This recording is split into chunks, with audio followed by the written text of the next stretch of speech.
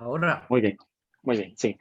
El tema que hoy Dios ha puesto en mi corazón compartirles se llama metanoia.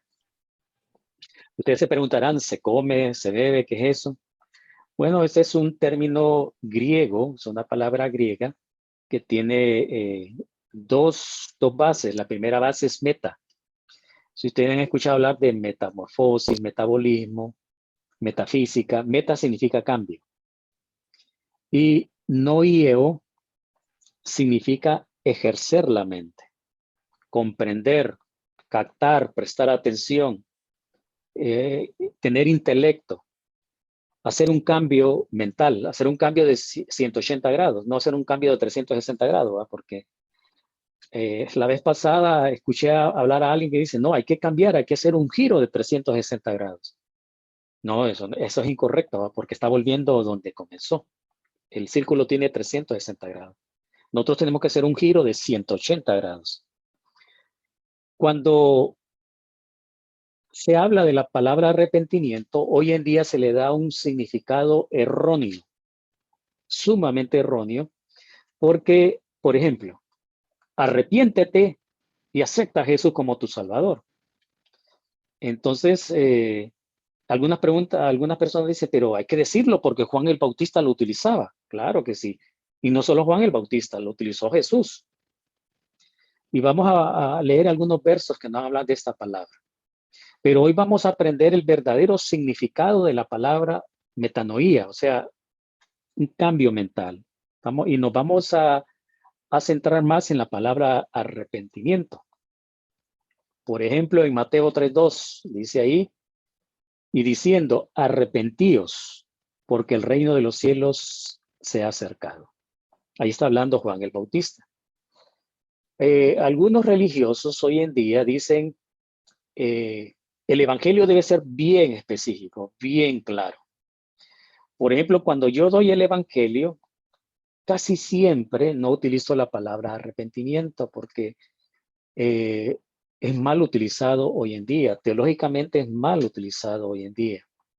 Por ejemplo, cuando dice arrepentimiento, las únicas personas que se pueden arrepentir son los creyentes. Son los únicos que se pueden arrepentir. Y uno pone en práctica el arrepentimiento en el momento que comprende el evangelio. Y voy a explicar por qué. Algunas personas no creyentes piensan que la salvación es por obras. Piensan que la salvación se puede perder. Piensan que yo debo ayudarle a Dios para no perder la salvación. Entonces, hay diferentes posturas en este aspecto. Pero la postura bíblica, arrepentimiento, es cambiar de mente. Es decir, yo creía que la salvación era por obras. Ahora comprendo que es por gracia. No sé si me estoy dando a entender. Ok. Si una persona comprendía en su raciocinio que la salvación se podía perder, entonces cuando se le enseña a esta persona que la salvación no se puede perder, entonces ahí hay un cambio de mente. Hay un metanoío, ese cambio que nosotros queremos. Cuando Juan el Bautista decía, arrepiéntanse en lo que están diciendo, cambien de pensamiento, no sigan pensando lo que las religiones les enseñan, esas religiones políticas de los fariseos, de los saduceos, que en aquel entonces existían bastante este tipo de personas. Por ejemplo, los saduceos eran la gente de mucho dinero, los fariseos eran de clase media. Y habían otras corrientes ahí religiosas, que tampoco no voy a explicar acerca de ellos, sino que para que podamos comprender lo que es el verdadero arrepentimiento. En Mateo 4:17 dice Jesús, desde entonces comenzó Jesús a predicar y a decir arrepentíos, porque el reino de los cielos es cercano. O sea, lo que le viene a decir, dejen de pensar que la salvación es por llenar estos rituales. Yo soy la salvación. Crean en mí. Yo vine a este mundo para pagar todos los pecados. Entonces, ya como primera base, ustedes ya comprenden verdaderamente lo que es la palabra, en este caso, pues, arrepentimiento. No sé si hay alguna duda para empezar con el aspecto B. Si quedó claro el aspecto de... Sí.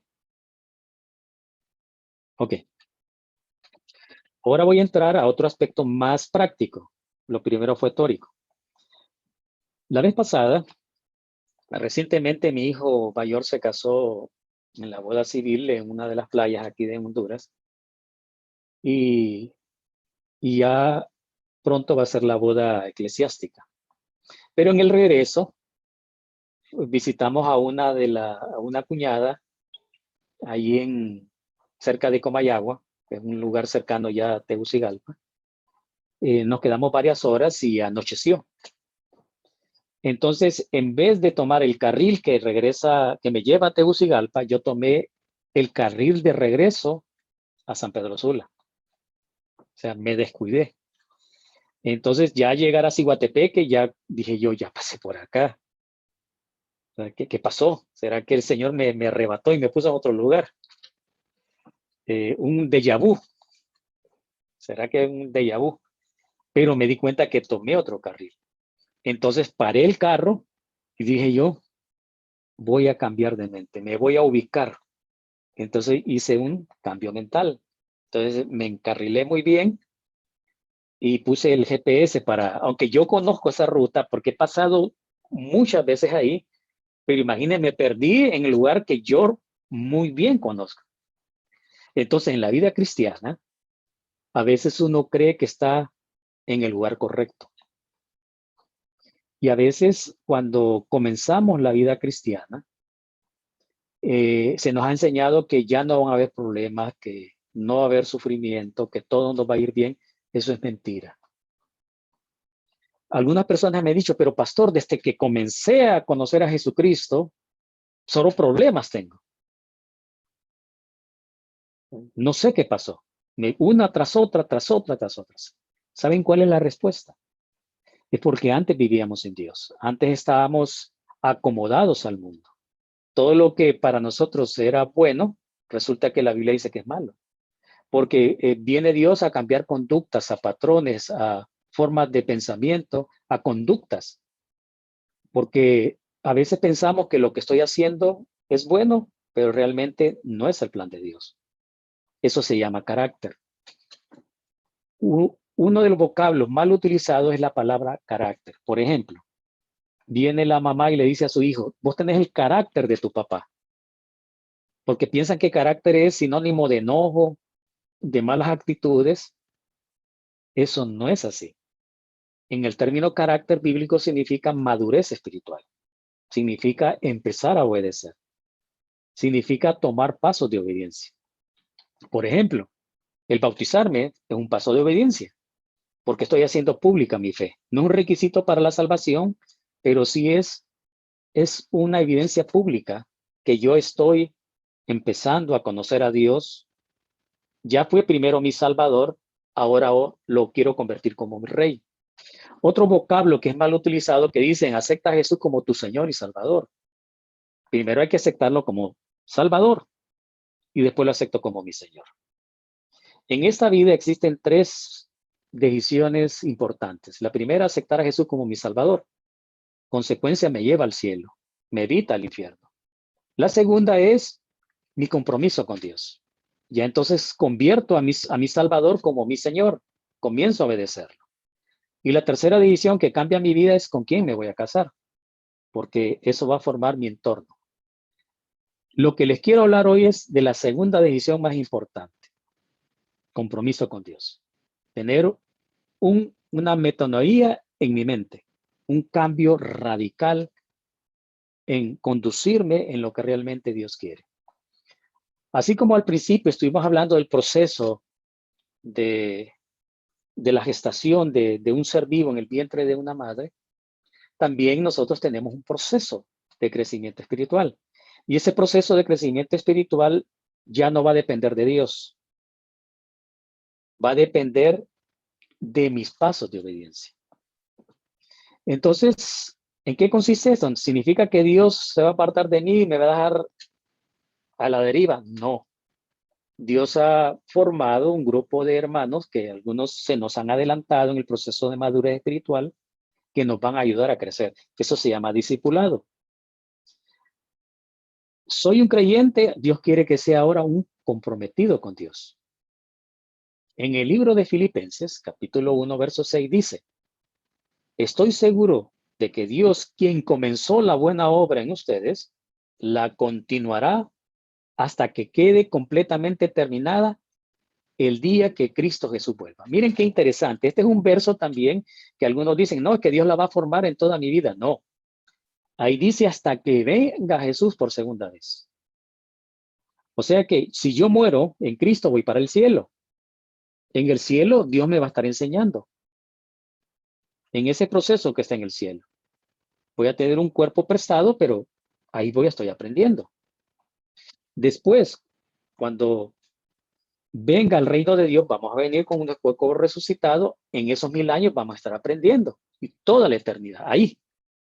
Entonces, ese verso está hablando que Dios siempre nos va a estar acompañando. Pero Dios quiere que ustedes y yo tomemos decisiones. ¿Qué decisiones me van a hacer crecer espiritualmente? Orar. La segunda, leer las escrituras. Y la tercera es obedecerla. Porque la madurez espiritual no la da la experiencia, no la dan los golpes, la da mi obediencia al Señor. Por ejemplo, Dios quiere que mi conducta, mi ejemplo, mi forma de vestir, mi forma de hablar, mi forma de ver los problemas. Uno ve el carácter de una persona en las tribulaciones. Hay personas que se enojan, hay personas que se frustran, hay personas que quieren tirar la toalla, hay personas que ya no quiero seguir. Hay personas que son, no, eso de reunirme para mí es incómodo. Entonces todo eso va alimentando más mi parte inmadura. Pero cuando yo comienzo a conocer a Dios, conocemos a Dios por medio de estos estudios bíblicos, conocemos a Dios cuando nos reunimos como iglesia, cuando hablamos de la palabra de Dios, cuando compartimos versos bíblicos, pero mi crecimiento espiritual, yo debo ser proactivo a crecer espiritualmente, porque hay muchas personas que son bien resentidas, hay personas que son muy divisivas, eso es inmadurez. Una persona que se resienta, que no me hablaron, ya no me voy a reunir, o una persona muy emocionalista, son signos de inmadurez, de lo que Dios quiere que seamos sobrios, que nos comportemos de una manera que a Dios le dé gloria, porque Dios no quiere que seamos inmaduros. Dios no quiere que yo sea el mismo resentido, que sea el mismo, que no tenga diligencia en mi trabajo, que tenga malos pensamientos, porque son cosas que venimos de nuestra naturaleza pasada, pero Dios quiere que cambiemos nuestra conducta. Hay otro verso, 1 Pedro 2:2 dice, por lo tanto, desechen toda clase de maldad, de lo que les estoy hablando en este momento, de lo que les hablé anteriormente. Dice, por lo tanto, desechen toda clase de maldad, todo engaño, hipocresía, envidias y toda clase de calumnia, hay que evitarlas. Verso 2 dice, busquen como niños recién nacidos la leche espiritual, no adulterada, para que por medio de ella crezcan y sean salvos. No está hablando de una salvación por obra, sino que está hablando de madurez espiritual. Si es que han probado ya la bondad del Señor, pues aquí nos aclara si que realmente aceptamos la salvación por gracia, que es por medio de Jesucristo. Hablemos un poquito del calostro. No sé si ustedes en sus lugares han hablado del calostro. El calostro es cuando el niño nace, lo primero que bebe es el calostro. Ahí hay una carga de defensa para el niño. El calostro es importante para el bebé. Los primeros, cuando el niño bebe de la mama de su mamá, los primeros días es el calostro. O sea, va una carga de cuidado para el desarrollo de sus defensas. Ya después va produciendo lo que es la leche. Así como nosotros necesitamos calostro. Cuando uno recibe a Jesucristo como su Salvador, uno es un recién nacido. Necesitamos de los brazos de alguien. Necesitamos ese calostro. Necesitamos esas primeras enseñanzas. Por ejemplo, una primera enseñanza es la salvación no se puede perder. La segunda enseñanza es que Jesucristo es Dios, porque hay muchas religiones que enseñan que Jesucristo solamente es un profeta. Entonces, y ahí comienza una etapa que yo debo aprender de otros y tengo que ser autodidacta. ¿Cómo soy autodidacta? Cuando comienzo a leer las escrituras. A usted nadie los tiene que engañar. Ustedes tienen que ser amantes de la escritura, leer todos los días la Biblia, porque si no lo hacen, si no lo hago, me voy a convertir en un desnutrido espiritual. Pero también me puedo convertir en un obeso espiritual. Yo puedo llenarme de mucho conocimiento y nada de práctica. No estoy discipulando, no estoy evangelizando, no estoy siendo generoso con la iglesia, no estoy ayudando a otros.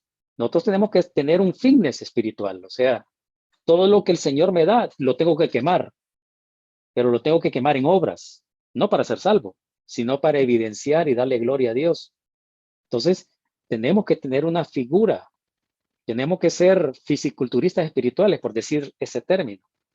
Dios no quiere que sea un obeso espiritual, que solo me llene de conocimiento. Ah, sí, yo conozco mucho de hermenéutica bíblica, yo conozco los 66 libros, quién los escribió, cuál es su origen, cuál es su contexto histórico. No, de nada sirve tener conocimiento si yo no lo estoy poniendo en práctica. Por ejemplo, ustedes como iglesia en Italia deberían ser los cristianos más agresivos en Italia porque tienen el privilegio de ser una iglesia joven, naciente en Italia. Ganar personas para Jesucristo con su comportamiento. Allá, por ejemplo, cuando digan, hey, Lorena antes se enojaba, miren ahora qué afable es, porque está poniendo en práctica los versos de amabilidad. Miren a María, ya es una persona segura, ¿verdad? Estoy utilizando ejemplos, no es que sean ustedes así, ¿verdad? Por favor, no quiero que me malinterpreten. Miren a Francis, cómo es ella de elocuente con la palabra de Dios. Miren a Jonathan, es un cristiano apasionado. Miren a Gisela, es una mujer que está aprendiendo la palabra y la pone en práctica. Y puedo hablar de cada uno de los 11 que estamos acá. La idea es que haya un cambio en la mente. La Biblia me enseña a que todos los días yo debo estar cambiando mi mente. Dice en el libro de Romanos, capítulo 12, verso 1, dice, no se conformen a este mundo. No se conformen. Ustedes y yo somos como una pieza de rompecabezas. ¿Han visto una pieza de rompecabezas? Nosotros encajamos en el mundo. Encajamos. Y el mundo nos atrapa como un imán. Porque los deseos de los ojos, los deseos de la carne, la vanagloria de la vida nos atrapa. Pero dice ahí en Romanos 12, no se conformen a este mundo, sino que dice, estén transformando. ¿Qué significa eso? La palabra arrepentimiento es cambio de mente. Hey, fallé hoy. Fui mal educado hoy. Me enojé con mi cónyuge. Me enojé con mis hijos. Pero voy a cambiar de actitud. Le voy a ir a pedir perdón si los ofendí. O sea, las emociones no son pecado. El enojarme no es pecado. No es pecado eso. El dejarme llevar por el enojo. ¿Cómo utilizo yo el enojo? ¿Cómo la tristeza no es pecado? Sentirme triste no es pecado. Es más, Dios quiere que estemos tristes porque existe dos tipos de tristeza. Una tristeza que me hace crecer y otra tristeza que me hunde.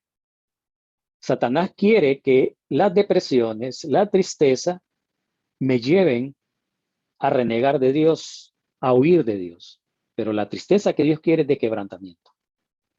Entonces, tenemos que desechar todo aquello que impide a crecer en el Señor. Dios no quiere que yo me quede como en la mente de un niño.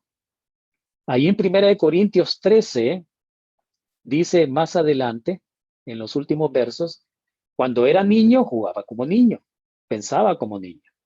Pero ahora dije, ya no soy un niño, voy a dejar las cosas de niño. A ver, ¿qué son las cosas de niño? Les voy a decir algunas cosas. Por ejemplo, el resentimiento. A un niño cuando le quiten un juguete, no, es mío, es mío, es mío. El resentimiento. Yo estoy resentido con Dani porque no me llamó.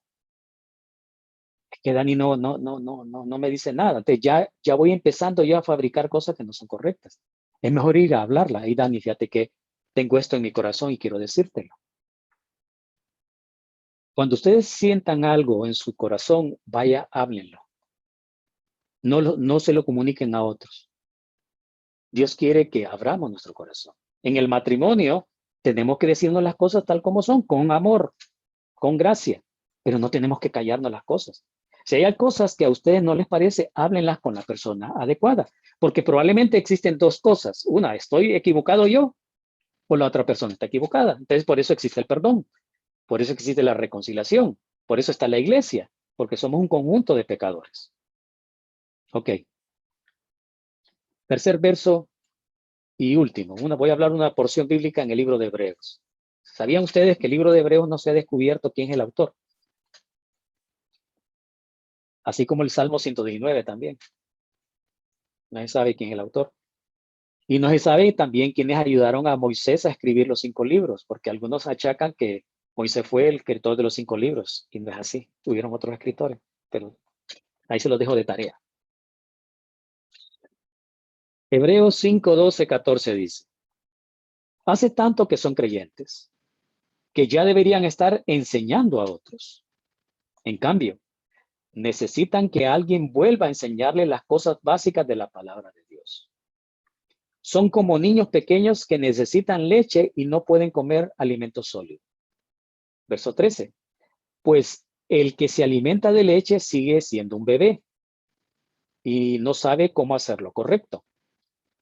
Verso 14. El alimento sólido es para los que son maduros, los que a fuerza de práctica están capacitados para distinguir entre lo bueno y lo malo. ¿Qué significa esto? Dios quiere que no seamos toda la vida recién nacidos. O sea, Dios quiere que crezcamos espiritualmente. Usted ya, por ejemplo, un bebé no se le puede dar una chuleta. Lo ahogamos, lo mandamos ya directamente al cielo. Tenemos que darle todo molidito. Primero el calostro, después la leche, después el puré, papitas, no sé, y después se le va dando poco a poco. Cuando van saliendo los primeros dientitos, ahí se le va dando cosas más sólidas. Ya cuando tenga 8 o 10 años, ya le puede dar hasta un buen pedazo de carne, ¿no? Pero hay personas de 15, 18, 20, 30, 40 años que todavía necesitan leche. Que se hey, tienes que perdonar. No, yo no quiero perdonar. Perdonar. No, que es lo que me hizo esa persona, no lo voy a olvidar. Eso es un bebé. Las reacciones que ustedes tienen con su cónyuge, las reacciones que ustedes tienen con sus hijos, los hijos cuando con sus padres, eso demuestra mi grado de madurez. En las relaciones se muestra el grado de madurez. Porque uno en la iglesia, lamentablemente uno finge ser súper espiritual. Pero ya cuando uno convive con la gente, uno se da cuenta cuál es el grado espiritual. ¿Quieren saber ustedes dónde están ubicados espiritualmente? Miren sus reacciones, miren sus palabras, miren cómo, pregúntele a su esposo o esposa, oíme, ¿cómo reacciono yo? Ellos les van a decir. Entonces, esas cosas, si yo sigo actuando, significa que necesito leche espiritual. Pero cuando digo, no, voy a cambiar, voy a dejar de ser enojado. En el contexto de, no es que no me voy a enojar jamás, no, sino ya no me voy a dejar llevar por el enojo. Ya no me voy a dejar llevar por la envidia. Ya no me voy a dejar llevar por los celos. Ya no voy a pelear con mi cónyuge por pequeñeces. Mejor la voy a hablar, se la voy a decir. Ya voy a dejar de ser resentido, voy a dejar de tener malos pensamientos. ¿Y cómo yo puedo dejar de hacer ese tipo de conductas? Pues obedeciendo la Biblia. Ustedes necesitan ahorita más que nunca ser hacedores de la palabra, tanto como yo también. Todos aquí estamos aprendiendo.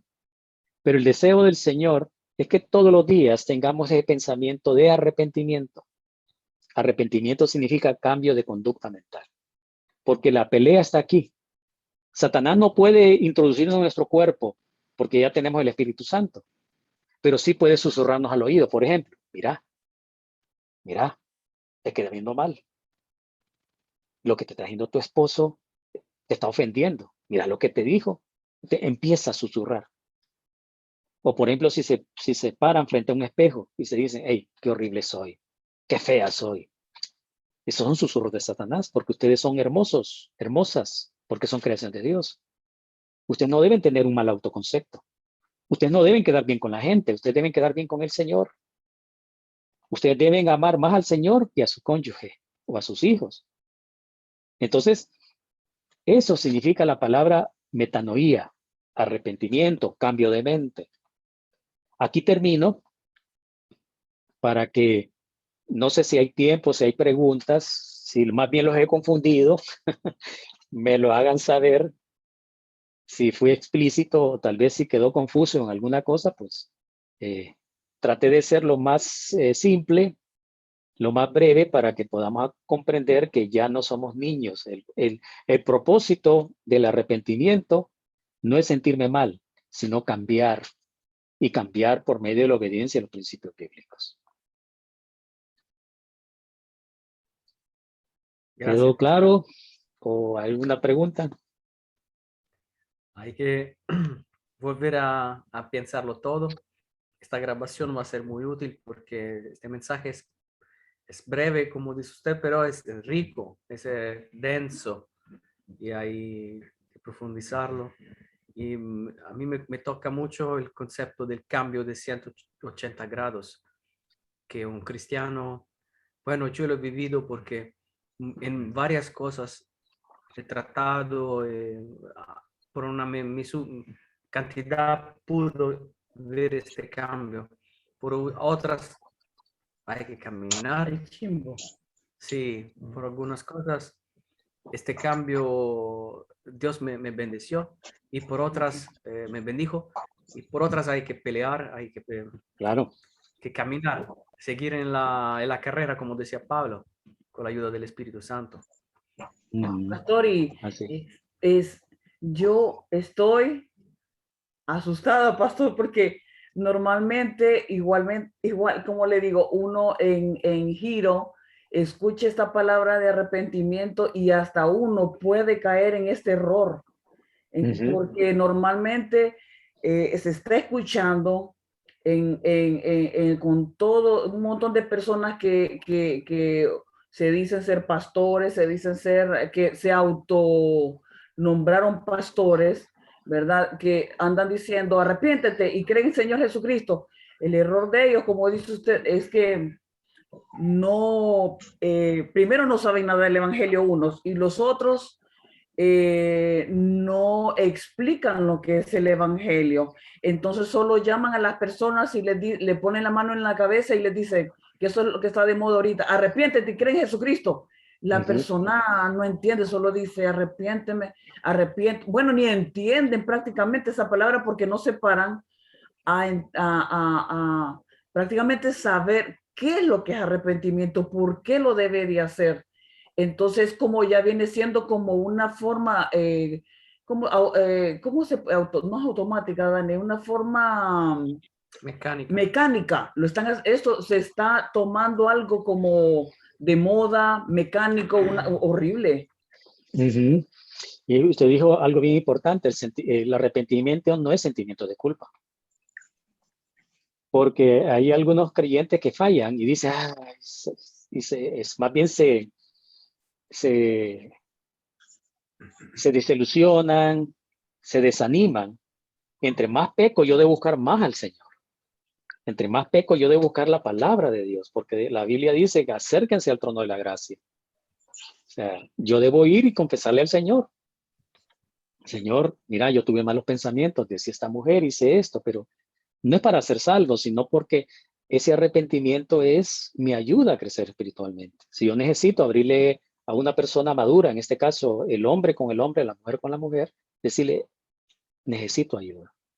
Es bueno abrir nuestro matrimonio con personas que me van a ayudar, porque no es bueno abrirlo con todo el mundo, porque hay que tener mucho cuidado. El arrepentimiento no es sentimiento de culpa. El arrepentimiento me lleva a hacer cambios mentales por medio de los principios bíblicos, porque entre más meto la palabra de Dios aquí, más arrepentimiento va a salir de la forma adecuada, porque el arrepentimiento me lleva a hacer cambios, a que el gozo del Señor vuelva a mí y para darle más fruto al Señor, o sea, de dar más el Evangelio, para ganar más discípulos de Jesucristo.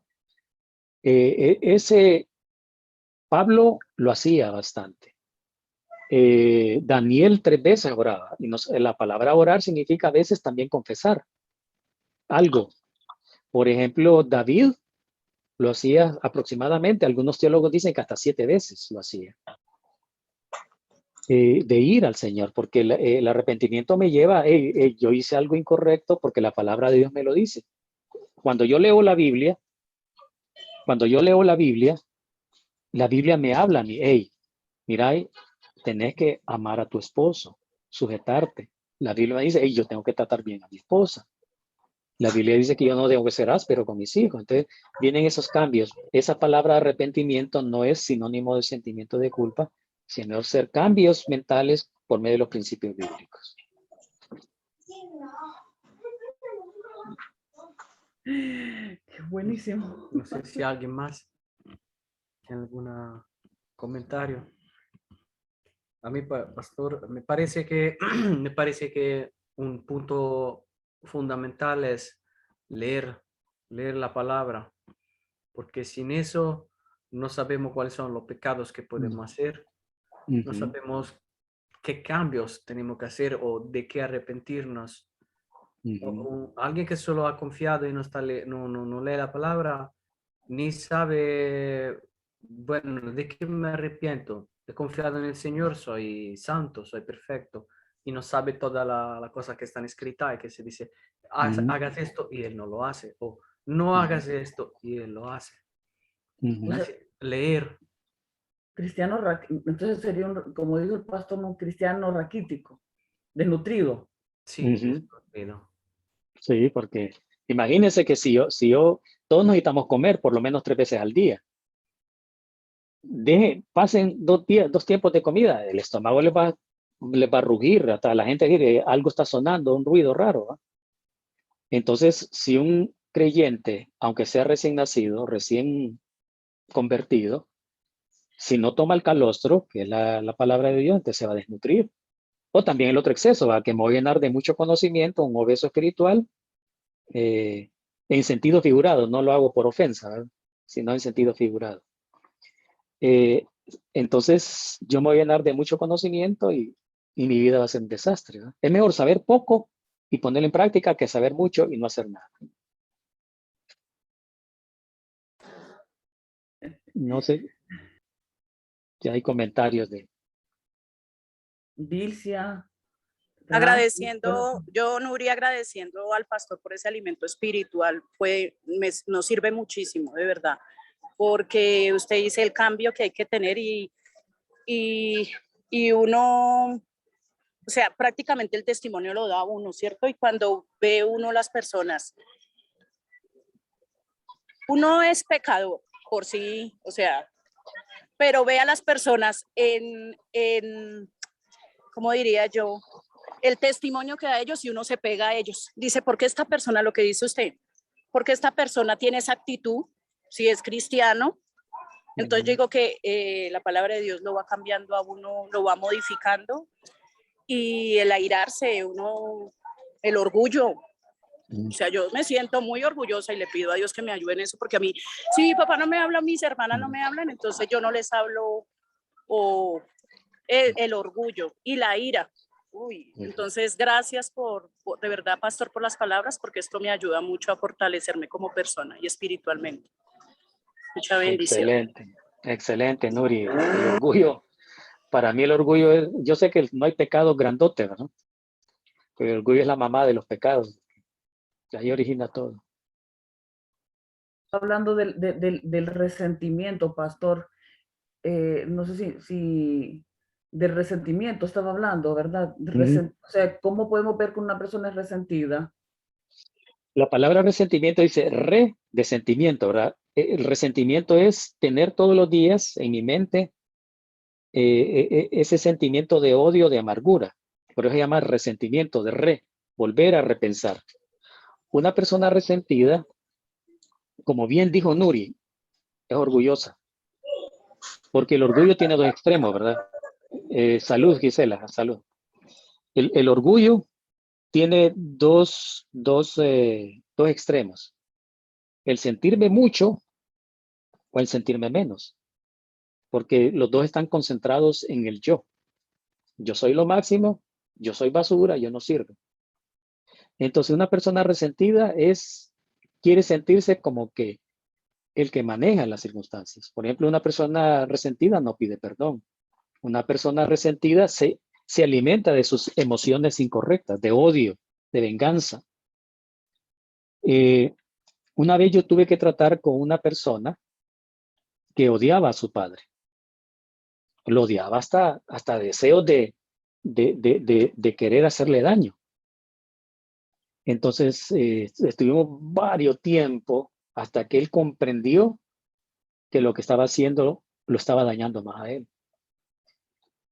Él compró un boleto de avión, se dirigió al país donde vivía su papá y le fue a pedir perdón. Miren, el papá quedó tan asustado que dijo, hijo, yo debería pedirte perdón porque todos estos años he estado cargado por el maltrato que te hice. Ahora tienen una relación formidable. Están recuperando ese tiempo perdido de una relación de amor entre padre y un hijo. Entonces, el resentimiento es estar patinando en las emociones. Y son las emociones negativas. Una persona resentida no es feliz. Una persona resentida es la más amargada. Entonces, hay que liberar esa emoción que es incorrecta. Hay tristezas que son buenas, que me provocan hacer cambios, pero hay tristezas que me hunden. Y Dios no quiere que yo esté hundido en las emociones, sino tomar decisiones en base a principios bíblicos. Entonces, por eso es que ninguno creyente debe ser resentido. Nosotros debemos ser prontos para perdonar y pedir perdón. Porque debemos ser humildes. La palabra humildad no es sinónimo de pobreza o sentirme de menos. La palabra humilde es ubicarme en los principios bíblicos. Ser humilde de corazón. Reconocer que el que manda es Dios. Yo voy a cambiar mi vida por amor al Señor. Voy a ayudar a cambiar la vida de mi familia por amor al Señor. Yo no debo vivir del pasado. Yo debo ir ahora en adelante bajo los parámetros bíblicos. Todos nos hemos equivocado. Yo me he equivocado en mi relación con mi esposa, me he equivocado en mi relación con mis hijos. Pero lo bueno es que existe el perdón, la reconciliación, el buscar ser mejores en el Señor. Entonces, pastor, entonces este es qué horrible el resentimiento, qué horrible, no sabía tantas cosas. Entonces, usted habla entonces de perdón, perdónenme que esto es algo muy importante porque estamos aprendiendo. Entonces el perdón, ¿a qué punto llega el perdón? Perdón, Dilce ha alzado la mano. Dilce ha alzado la mano, perdón, Dilce. Aquí estoy. Sí, una cosa que quería compartir es que muchas veces el resentimiento no nos deja vivir en paz, ¿no? Porque es como la polilla, ¿no? Que está en una madera, que carcome por dentro y usted tiene aquel pensamiento. Sin que usted no pide, digamos, hizo algo indebido y no le pide perdón a aquella persona, entonces su corazón no está bien, usted siempre tiene, sin que no perdona a aquella persona, usted no tiene esa paz interior, ¿no? Entonces, claro, pero muchas veces el resentimiento y con el orgullo encima es muy difícil, ¿no? Yo me recuerdo que viví resentida con una persona que me hizo daño, sentía y me dolía, pero ese mismo resentimiento no me hacía, me lo guardaba. Pero llegó un día que yo a esa persona le pedí perdón, no porque yo tenía la culpa, pero no me sentía que yo era en culpa, pero quería sentirme bien, aunque con la persona, porque era una persona que yo aprecio mucho y que quiero mucho.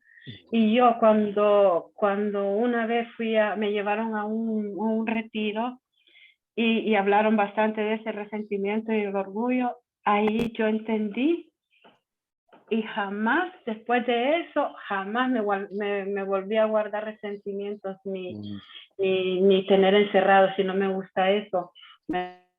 me disculpé, creo que no estaba bien. Entonces me sentí una persona libre, Qué bueno. me sentía mucho mejor. Gracias, gracias, Alicia. Creo que eso es de valiente, la felicito. El abrir esto a veces no es fácil y yo creo que ese comentario que usted nos ha dicho, en lo particular, a mí me ha edificado bastante. Sí, a mí también, porque el orgullo veo que lo único que produce es que le envenena el alma, está siempre pensando lo peor y tal vez muchas veces hasta usted le desea mal a aquella persona, pero porque Así es. dice un día me las vas a pagar, vas a ver, estas cosas así, ¿no? Pero el tiempo y botando todo el orgullo y a veces aprendiendo a escuchar a otras personas y que le dicen, mira, no, escuché ese tema que vieron y a mí ese tema me tocó. Y entonces cuando me tocó ese tema dije, no, cierto, yo voy a botar todo orgullo, no, nunca más voy a guardar resentimiento y así. Es bonito sentirse libre, la verdad. Qué bueno, bonito. ¿Saben que casi llevamos 1 hora y media? Perdón, pastor. La No, última. por mí no hay inconveniente, es porque usted ya es tarde. Entonces, pastor, se está entonces de resentimiento, entonces se habla de la falta de perdón. Entonces, ¿qué es perdonar? Perdónenme, pastor. Entonces, Bueno, ¿qué es perdonar? sí, perdonar no es olvidar, porque la única persona capaz de olvidar es el Señor. Yo no tengo la mente del Señor, aunque puedo tener la mente de Él, ¿verdad? Pero en el contexto de perfección estoy hablando. Perdonar para nosotros no es olvidar. Perdonar es tener la mente de Cristo. Pasar por alto la ofensa, pensarlo mejor, y es dejar de tener ese sentimiento que me hace a la otra persona, que parece que a la persona lo ha olvidado, ella está feliz, y a mí no. Entonces yo voy a liberar esa emoción. Yo le voy a entregar todo al Señor y, Señor, quiero vivir para tu gloria. Tener esa mente del Señor. Porque cuando Jesucristo dijo en la cruz, perdónalos porque no saben lo que hacen, esa palabra cambió la vida de millones de personas, hasta las nuestras. Porque esa palabra que dijo Jesús, perdónalos, sigue cambiando vidas hasta el día de hoy. Entonces, el perdonar no es olvidar. Perdonar es tener la mente de Cristo, es decirle, Señor, me libero de esta circunstancia, trabaja en mi vida. Y como dice la palabra, mía es la venganza, dice el Señor, yo pagaré. Te dejémosle las cosas al Señor. Amén. Amén. No sé si los demás Si alguien más quiere. me hice entender, María, Lilian, Jonathan, Francis, o si quedaron más confundidos o confundidas. No tengan... O don Ramón con ese mostachón que tiene ahí. Don Ramón está en San Matías, Teucigalpa. ¡Ay, qué bien! Es que tiene un bigote de Pancho Villa. Bueno, voy a parar por un rato la grabación. Sí.